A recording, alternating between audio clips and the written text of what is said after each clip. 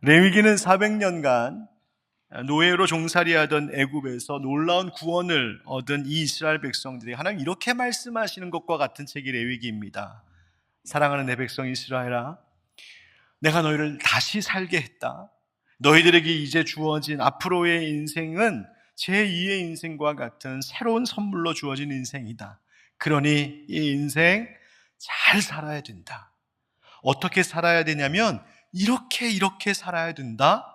그것을 가르쳐 주신 말씀이 바로 레위기의 말씀입니다.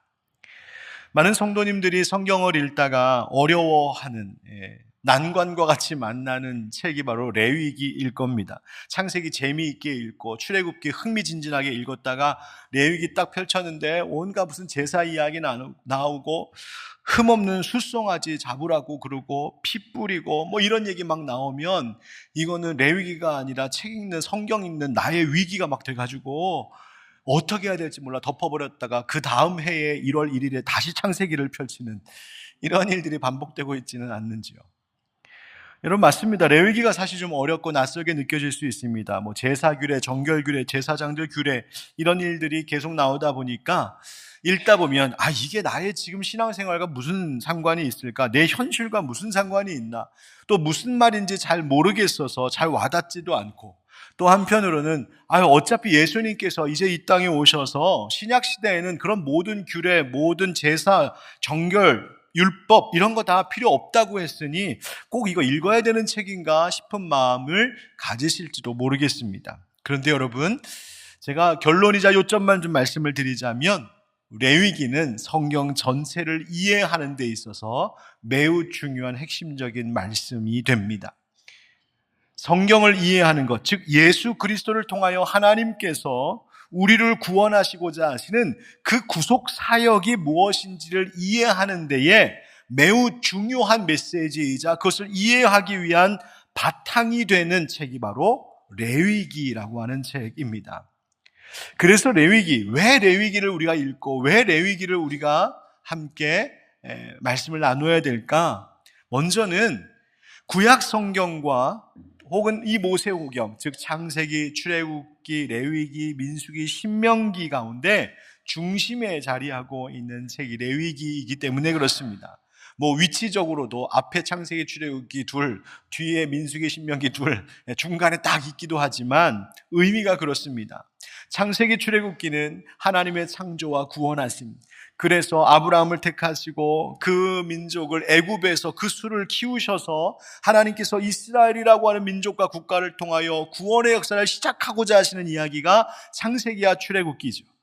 레위기 지나서 민수기는 어떤 이야기입니까? 여러분 민수기에서 민수는 최민수 씨가 아니고 백성민자의 숫자수입니다. 그 말은 백성들의 수 인구 조사를 하셨다는 거예요.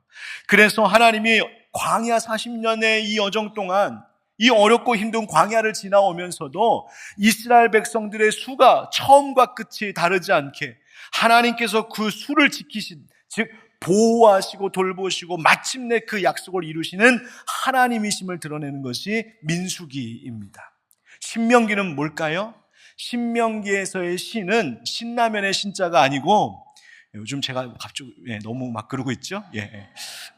여러분 졸리실까봐 레위기가 워낙 졸린 책이라 여러분 잠 깨우려고 자꾸 그런답니다. 여러분 이해해 주십시오. 신명기라고 하는 책은 이게 신자는 다시 신자입니다. 명은 명령할 자의 명령입니다. 그래서 다시 명령한다. 하나님께서 모세를 통하여 이제 이스라엘 백성들이 가나안 땅에 들어가기 직전에 너희가 가나안 땅 들어가서 이스라엘 민족 국가를 이루고 살아갈 때 그냥 겉모양만 껍데기만 하나님 백성 하나님 나라가 아니라 정말 그 속에 하나님 나라 백성다운 거룩한 백성다운 삶을 어떻게 살아야 하는지를 신신당부하여 주신 명령이 바로 신명기입니다. 그런데 그렇게 창세기, 출애굽기, 그리고 민수기, 신명기 이 오경의 말씀 가운데에 하나님께서 이 말씀을 통하여 이스라엘 민족과 국가를 세우심에 있어 어떻게 사는 것이 정말 거룩한 하나님의 백성인가, 그것을 알려주고 있는 중심의 이야기가 레위기입니다.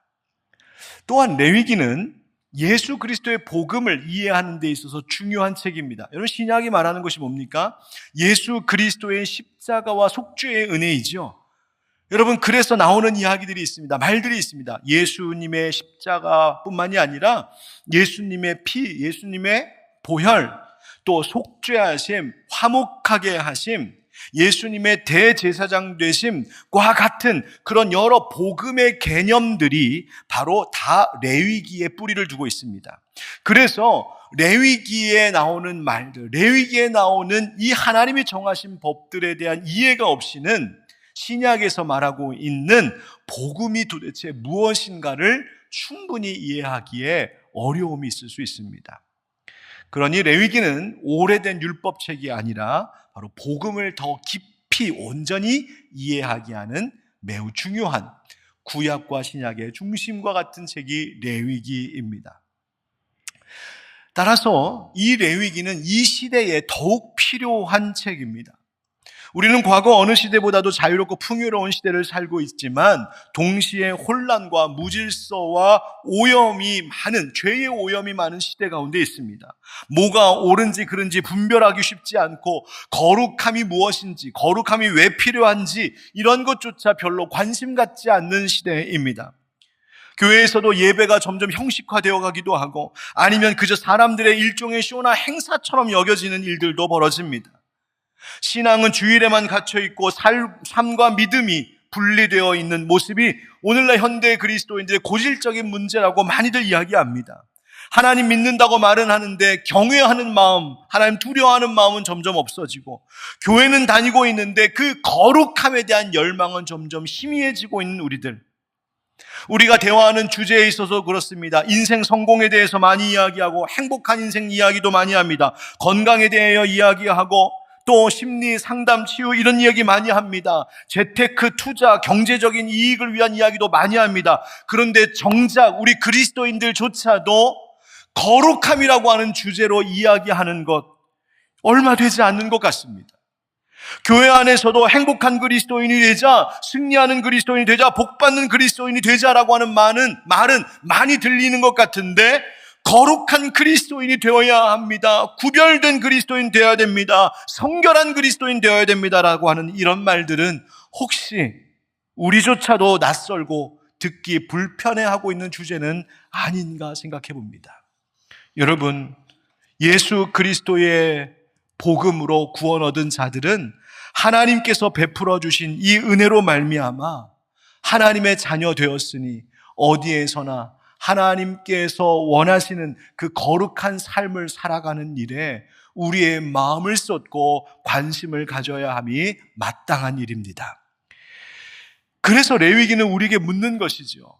하나님께서 예수의 핏값으로 사신 교회, 그리고 거기에 속한 다시 제2의 인생을 선물 받은 환자처럼 다시 살게 하신 우리의 인생을 너희는 어떻게 살아가려고 하느냐?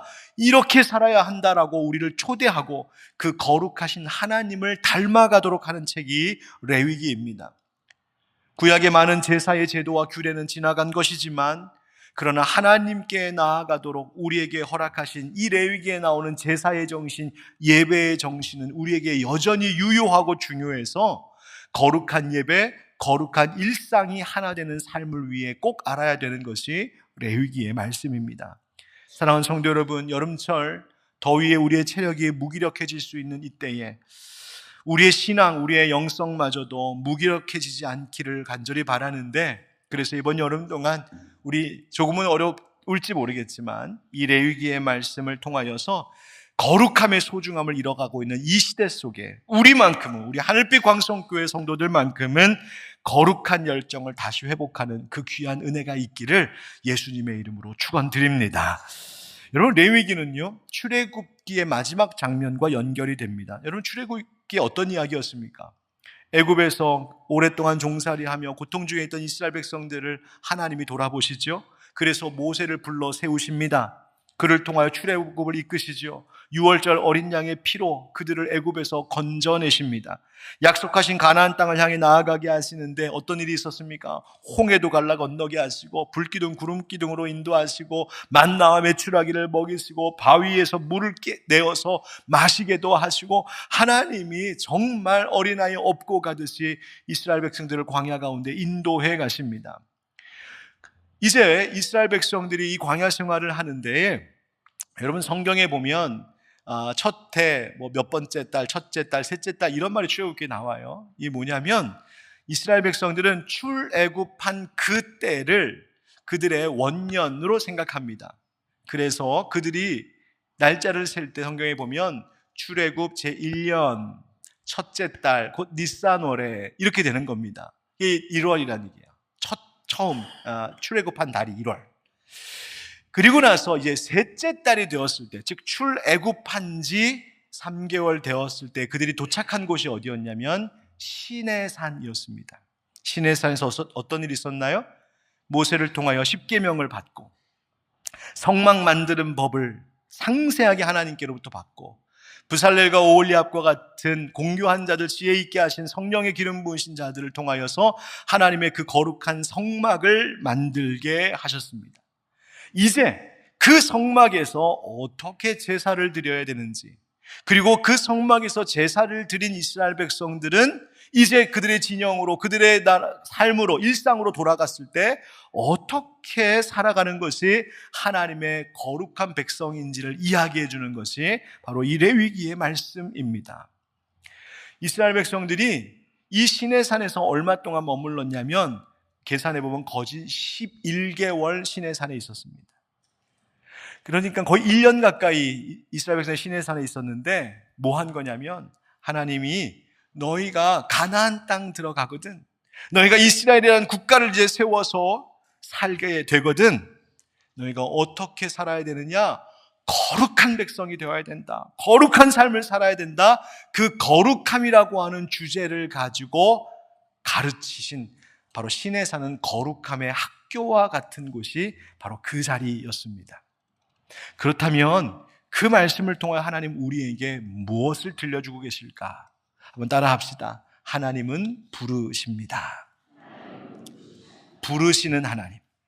여러분, 출애굽기 40장 끝에 이런 말씀으로 출애굽기 40장이 마무리되었었습니다. 우리 함께 같이 읽어볼까요? 네, 시작. 구름이 회막에 덮이고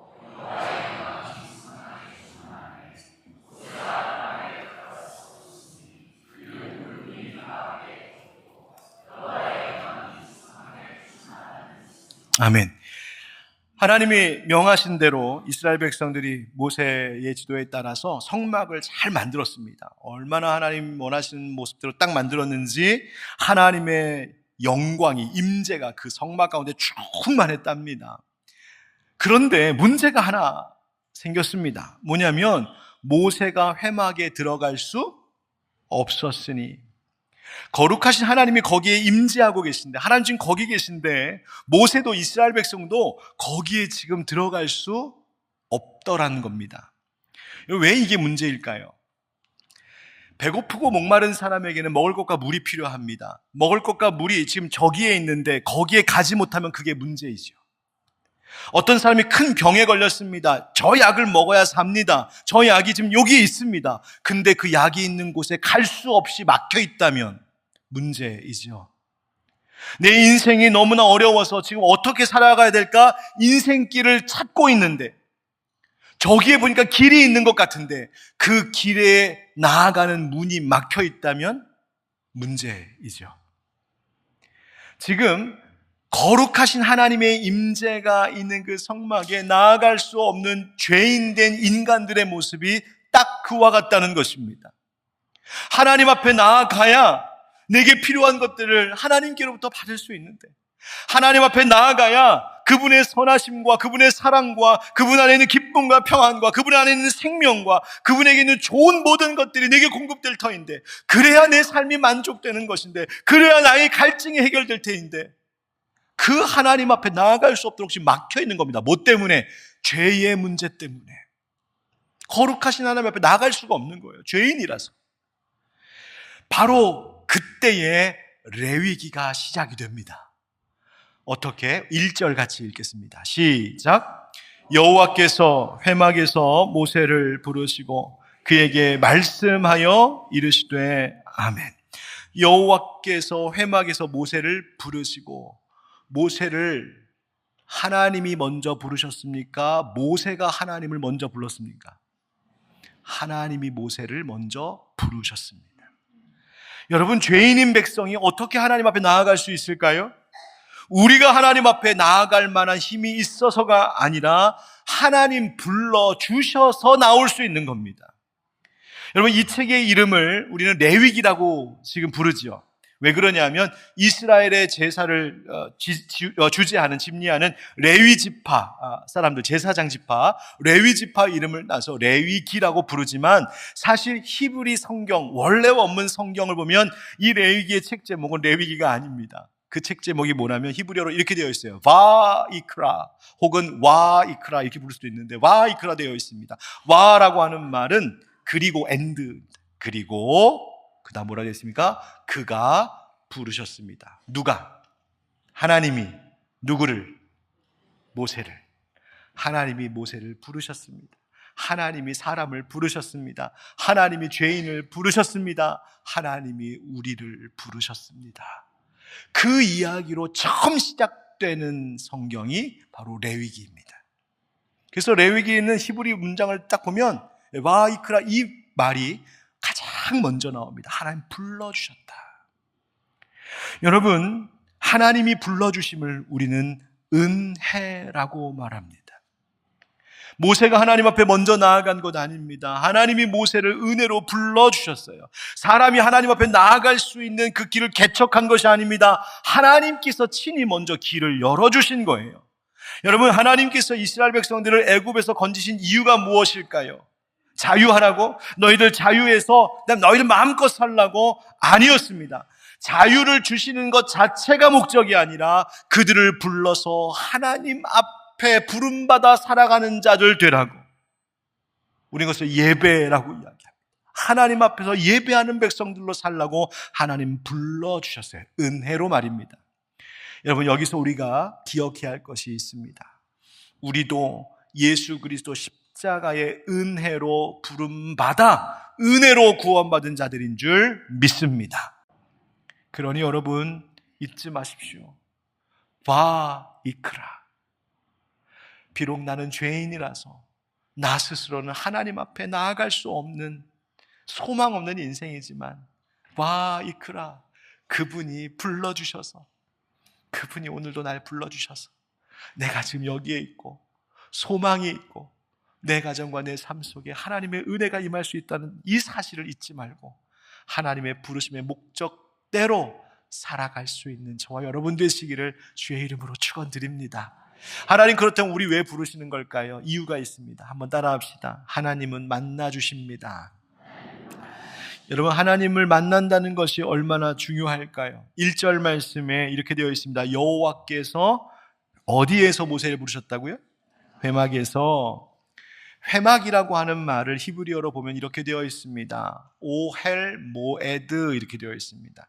오헬 모에드라고 하는 말은 우리말로 하면 만남의 장막, 만남의 광장이 아니고 만남의 장막, 텐트 오브 미팅. 그래서 만남이라고 하는, 모임이라고 하는 회자를 써서 만남, 모임의 장막, 회막이라고도 부르는 것입니다. 그런데 하나님께서는 이 회막 혹은 거룩한 장막이라고 해서 성막이라고도 부르는 거예요. 이 하나님께서 이 성막을, 이 회막을 단지 무슨 종교시설 만들려고 지금 세우신 것이 아니었습니다. 이름 그대로 무엇을 위한 장소입니까? 만남을 위한 장소입니다. 하나님 만남을 위한 장소.